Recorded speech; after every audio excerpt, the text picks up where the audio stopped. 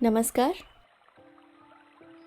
कहानी गोल्ड में आज सुनिए जाने माने वरिष्ठ लेखक जयनंदन जी की लिखी कहानी चोलाधारी।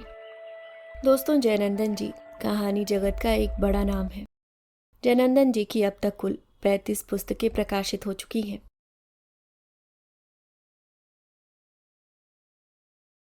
प्राय धार्मिक प्रवचनों की यह एक अनिवार्य पंक्ति है।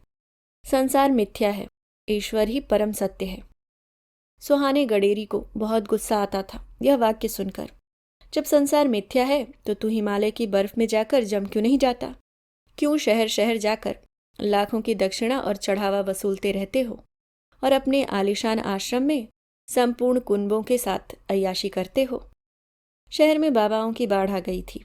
हर सप्ताह किसी न किसी कोने में बाबा हाजिर। विशाल पंडाल, भव्य मंच, पुष्प सज्जित, नयनाभिराम राजसी सिंहासन, बाबा विराजमान, लंबी दाढ़ी या फिर पूरी तरह सफाचट, गेरुआ चोंगा, प्रवचन की अमृत वर्षा, सामने बैठकर उसमें भीगते हुए श्रद्धालु भक्तजन। पंडाल में एक विक्रय मंडप भी, अर्थात प्रवचन की सीडी, आश्रम की पत्रिकाएं, आयुर्वेद के भस्म, बूटी, आसव, मतलब दुकानदारी के तमाम सरंजाम। प्राय सभी बाबाओं का ऐसा ही रूप और मिलते जुलते प्रवचन का एक ही निहितार्थ, चाहे वे सखानंद ताऊ हों, महात्मा ब्रह्मादेव हों, हरिप्रेम सुधाकर हों, कृतार्थ पुष्प हों, अनन्य भ्रमर हों, नरोत्तम प्रभु हों, अंत्योदय दादू हों या रामजप तीर्थ हों। सुहाने को लगता कि पूरा शहर निराश और दुखी जनों का एक द्वीप है। सभी अपने जीवन से, अपने हालात से, अपने कर्म से, अपने भविष्य से भयभीत, ऊबे हुए और बेहद थके हुए हैं। वह पोमा ढंढनिया के किराया स्टोर में बेयरा का काम करता था। बीकॉम पास था। अपनी कॉमर्स डिग्री की विडंबना पर उसे हंसी आती थी। वह इस्तेमाल हो रही थी चावल, आटा, चीनी, मसाला आदि तौलने और रैक से वस्तुओं के पैकेट निकालकर ग्राहकों को बेचने में। दुकान का मालिक पोमा उसका एक और इस्तेमाल करता था, अपने बूढ़े माँ बाप को प्रवचन स्थल तक छोड़ आने में। जहाँ कहीं प्रवचन हो, इन दोनों का वहां जाना सुनिश्चित था। इस तरह सप्ताह में 2 दिन उसकी यह ड्यूटी फिक्स थी। उसे कार की ड्राइवरी सिखा दी गई थी। अगर कार उपलब्ध नहीं होती तो वह ऑटो में उन्हें बिठाकर पहुंचा आता। आते जाते वह प्रवचन के गणित और फंडा काफी कुछ समझने लग गया था। उसने लक्ष्य किया कि ज्यादातर श्रोताओं में वे शामिल हैं जो खाए पिए, अघाए और निठल्ले लोग हैं। जो डेली कमाने खाने वाले गरीब गुरबा छोटे लोग हैं, उनका इस प्रवचन सभा से दूर दूर तक कोई संबंध नहीं था। उसने कभी नहीं देखा कि कोई रिक्शा चालक या कोई कूली रेजा प्रवचन सुनने आया हो। मतलब मुक्ति और भक्ति की तलब सिर्फ उन्हें थी जो कंठ तक भोग विलास के चाहे बच्चे में डूबे हुए थे। पोमा सेठ ने अपनी नज़र के सामने गीता सार टांग रखा था कि क्या लेकर आए हो, क्या लेकर जाओगे, मगर ग्राहक को उल्लू बना देने का कोई भी मौका हाथ से जाने नहीं देता था। और कृपण इतना कि नौकरों की तनख्वाह 2 रुपए भी बढ़ाने के लिए तैयार नहीं। उसने दुकान में ही गल्ला पेटी के ऊपर एक मंदिर नुमा आकृति लटकाकर उसमें एक बाबा तिलक राज कुंभ की प्रतिमा स्थापित कर रखी थी। दुकान खोलने का काम वह इस प्रतिमा पर धूप दीप जलाकर करता था। तिलक राज की इस शहर में काफी धूम थी। ऐसे दर्जनों और लोग थे जिन्होंने अपनी दुकान या ऑफिस में उसे भगवान की तरह सजा रखा था। सुहाने को इस धर्मार्धता पर हंसी आती थी कि यह बाबा अभी जीवित है और इसके कई विरोधाभासी कृत्य खासे विवादास्पद हैं। तब भी लोग उसे अवतार बना देने पर तुले हैं। यह कंट्रास्ट उसे बहुत उलझन में डाल देता है कि ज्यों ज्यों तकनीक और विज्ञान चरम पर पहुंच रहा है, लोग उसी अनुपात में ढोंगी और कर्मकांडी बनते जा रहे हैं। सुहाने देखता था कि जब प्रवचन का कहीं कार्यक्रम नहीं होता तो पोमा सेठ के बूढ़े माँ बाप बाबाओं वाले किसी चैनल को खोलकर सामने बैठ जाते। कभी चैनल देखते देखते इनकी आंखें दुखने लगती तो इनका मन कुछ और के लिए मचलने लगता। वे रामचरितमानस और श्रीमद् भगवत गीता बाँचने लगते। जब वे खुद से पढ़ने लायक नहीं रह गए तो सुहाने का एक और इस्तेमाल पोमा ने शुरू कर दिया।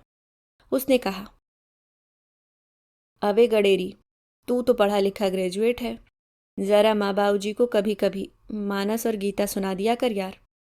पंडितों के बड़े नखरे होते हैं, ढूंढने से जल्दी मिलते नहीं। पोमा उसे जब भी बुलाता था सुहाने न बोलकर गडेरी ही बोलता था। शायद गडेरी बोलने से उसका मालिक का अहंकार तुष्ट हो जाता है। गडेरी कहे जाने से उसे आपत्ति नहीं थी, आपत्ति थी उसके बोलने के अंदाज से।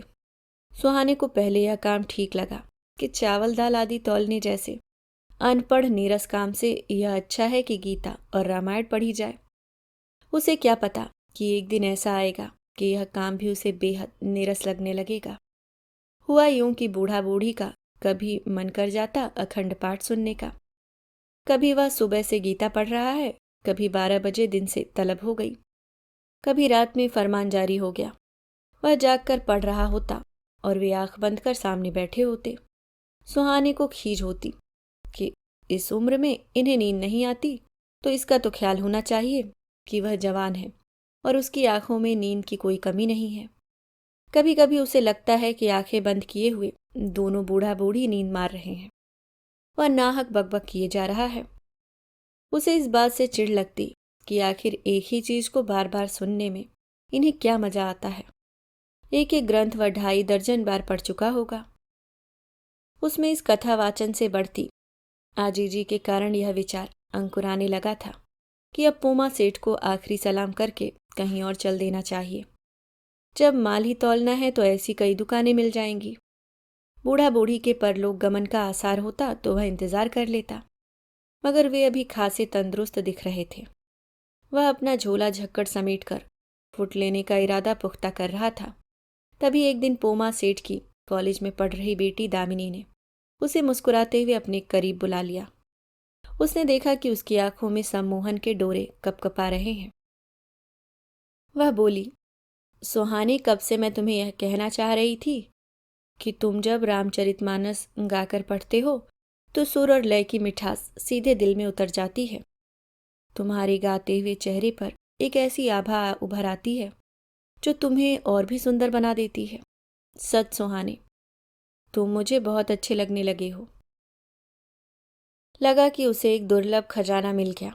वह समझ रहा था कि निरर्थक ही वह झक मार रहा है, अपना गला और ऊर्जा बर्बाद कर रहा है, मगर इस झक मारने का ऐसा पुरस्कार पाकर उसका पूरा हुलिया ही बदल गया। सुहाने आंख बचाकर उसे अक्सर देख लिया करता था। वह उसे भी खूब अच्छी लगती थी, लेकिन वह एक मामूली नौकर कुछ भी कहने की हिम्मत कैसे कर पाता। अब उसे अपना पाठ व वाचन और भी मन से जारी रखना होगा। उसने कहा, तुमने एक गरीब को अचानक ही बहुत अमीर बना दिया दामिनी। यह दौलत मेरे पास बनी रहे, यही कामना है। तुम्हारी स्वीकृति ने मेरे अंदर के शून्य को भर दिया है सुहाने। वह अब पाठ करने के लिए अपनी मर्जी से सुखर्रू रहने लगा। पहले कन्नी काटने की फिराक में लगा रहता था। उसकी बढ़ी हुई एकाग्रता और उत्साह से पोमा ने समझा कि अब इस काम में इसकी रुचि जागृत हो गई है। उसने अपने बहुत सारे परिचितों और रिश्तेदारों में भी यह चर्चा फैला दी। फलतः दूसरी जगहों से भी पाठ के लिए बुलावा आने लगा। उसका मन फिर भन आ गया। वह कैसे बताए कि उसकी दिलचस्पी सिर्फ इस घर तक सीमित है, और वह भी इस वजह से कि उसे एक बहुत सुधी श्रोता मिल गई है। उसने अन्यत्र जाने में आनाकानी का रुख अपना लिया तो पोमा ने एक बार उसे जोर से झिड़क दिया। अबे गडेरी, शुक्र मना के पंडित वाले काम में तेरी काया पलट डिमांड होने लगी है। तेरी तरक्की हो रही है और तू नानुकुर कर रहा है। तेरे बाप दादा भेड़ चराते थे, तू तराजू में इस पलड़ा से उस पलड़ा करते हुए पंडित बन गया। और क्या चाहिए? इतनी तेजी से सरकारी महकमों में सोर्स वाले को भी प्रमोशन नहीं मिलता। सुहाने को समझ में नहीं आता कि पोमा जिसे तरक्की कह रहा है, क्या वाकई वह तरक्की है? भेड़ पालने और चराने को जिस हिकारत से यह संबोधित कर रहा है, क्या वह घटिया काम था? इसे मालूम नहीं कि एक गडेरिये ने ही चुंबक का आविष्कार किया था, और प्रभु यीशु भी एक गडेरिया ही थे। प्रवचन करने वाला वह बाबा जो सचमुच तत्ववेत्ता और ज्ञान मर्मज्ञ है, वस्तुतः एक गडेरिया ही है, जिसके पीछे हजारों दो पाया भेड़ें मेमे करती चलती जा रही हैं। उठ तो उठ, बैठ तो बैठ, चल तो चल। उसके बाबूजी ने बताया था कि भेड़ पालन का उसका पुश्तैनी काम दादा के समय तक अच्छा चला। उसके दादा अपने आस पड़ोस के भेड़ पालकों के समूह के साथ अपनी भेड़ों के झुंड लेकर अमूमन अगहन महीने में निकल पड़ते थे, सुदूर जंगल और पहाड़ की तरफ। उनके रोंग की कटाई आश्विन में हो जाती थी। घर के अन्य लोग उन रोंों से कंबल की बुनाई शुरू कर देते थे। कोई 500 भेड़ें उनके दादा के पास थी। वे 6 महीने बाद बैसाख में लौटते थे। इस बीच भेड़ों की संख्या बढ़ जाती थी। पुरानी पड़ गई भेड़ों को वे बेचते हुए आते थे। वे इतने पैसे लेकर लौटते थे कि उनसे घर का 4-5 महीने का खर्च तो आराम से निकल आता था। वे विभिन्न गांवों में रुकते हुए आते। गांव के किसान अपने खेतों में भेड़ बिठाने के लिए उनका इंतजार करते होते। जैविक खाद के तौर पर उनका मलमूत्र खेत की उर्वरा शक्ति को काफी बढ़ा देता था। पारिश्रमिक के तौर पर उन्हें चावल गेहूं आदि मिल जाते। भेड़ के दूध की भी उन दिनों अच्छी खपत थी। एक तो दूध में निहित अधिकतम पौष्टिक तत्व के कारण इसे मरीजों को पिलाने का चलन था। दूसरा, गाढ़ा होने के कारण खोआ बनाने हेतु भी हलवाइयों की पहली पसंद था।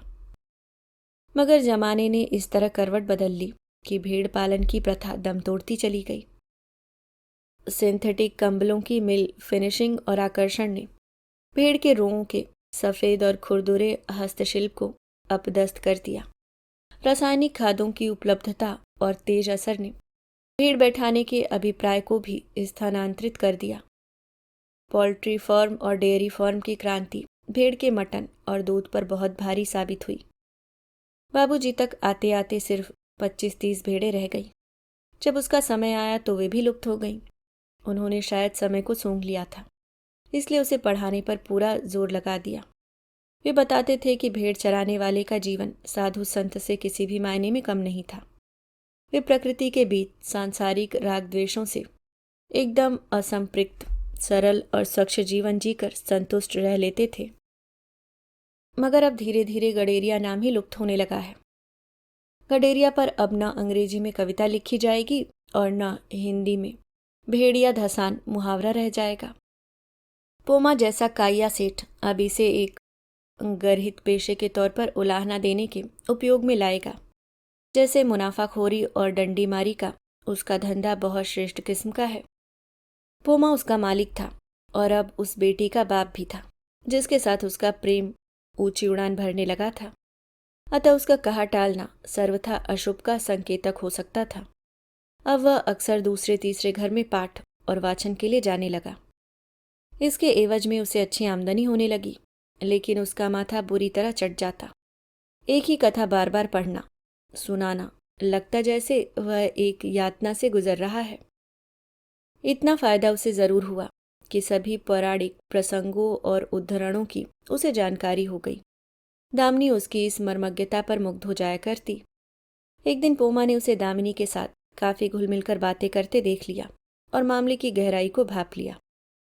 कुछ दिनों तक अपनी खुफिया नजर दोनों पर लगाए रखी और जब संशय पुष्ट हो गया तो एक दिन क्रोधित नेत्रों से उसे किनारे ले जाकर चेतावनी थमा दी।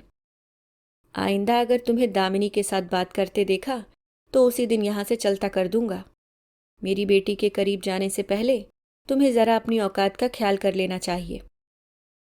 अबे उसे किसी करोड़पति घर की बहू होना है, तू एक मामूली गडेरिया। गीता और मानस पढ़ लेता है तो क्या समझता है तू हमारी बराबरी का हो गया।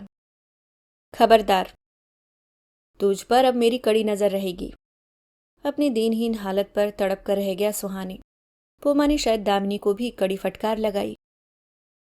बूढ़ा बूढ़ी को किसी बाबा के सत्संग में छोड़ने गए सुहाने को दामिनी ने कॉलेज से निकलकर पंडाल में ढूंढ लिया और उसे एक किनारे बुला लिया। उसकी मायूसी और उदासी को पढ़ते हुए वह कहने लगी, इस तरह पस्त होने से दुनिया नहीं चलती सुहाने। बंद करो अब तुम तराजू बटखरे का खेल और अपनी मेधा को पहचानो। देखो इस बाबा को जो प्रवचन कर रहा है। मेरा दावा है कि तुमसे कतई यह ज्यादा ज्ञानी नहीं है, लेकिन देखो कैसे कैसे नामी गिरामी और धनी मानी लोग आज इनके अनुचर और अनुयायी हैं। सौदा सुलभ तौलते हुए तुम कुछ नहीं बन सकते। सरलता और शराफत से कुछ नहीं मिलता। मुझे प्यार करते हो, मुझे पाना चाहते हो तो बन जाओ एक ऐसा गडेरिया जिसके पीछे इसी तरह जमाना चल पड़े। तुम इसी तरह एक ऊंचे आसन पर बैठो, लोग तुम्हारी जय जयकार करें। यहां से जाओ सुहाने, मैं तुम्हारा इंतजार करूंगी। दामिनी ने जैसे उसकी चेतना को झकझोर कर रख दिया। वह सीधे स्टेशन की ओर कूच कर गया। अभी आप सुन रहे थे वरिष्ठ लेखक जयनंदन जी की लिखी कहानी चोलाधारी।